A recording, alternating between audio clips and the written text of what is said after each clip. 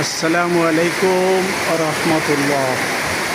প্রিয় সুধী, বলছিলাম খুলনা বাগমারা থেকে মোহাম্মদ মুক্তার আলী খান। খুলনার আকাশে প্রচণ্ড মেঘ, মাঝে মাঝে মেঘের তুমুল গর্জন শোনা যাচ্ছে। মুষলধারায় বৃষ্টি ঝরছে। সেই আসরের নামাজ শেষ হওয়ার সাথে সাথে বৃষ্টি শুরু হয়েছে। এক নাগাড়ে বৃষ্টি ঝরেই যাচ্ছে।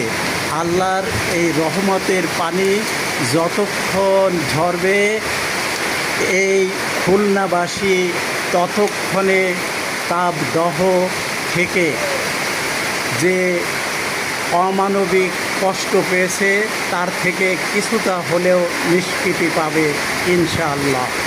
আমরা সকলে আল্লাহর কাছে প্রার্থনা করি, পরিমিত পরিমাণে বৃষ্টি হোক খুলনা শহরের সর্বত্র, যাতে করে তাপদাহ কেটে যায় এবং জনজীবনে শান্তি নেমে আসে। মহান আল্লাহ তাআলা আমাদের দোয়াকে কবুল করুন।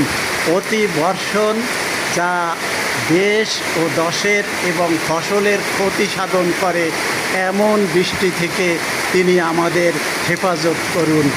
আমিন সুম্মা আমিন।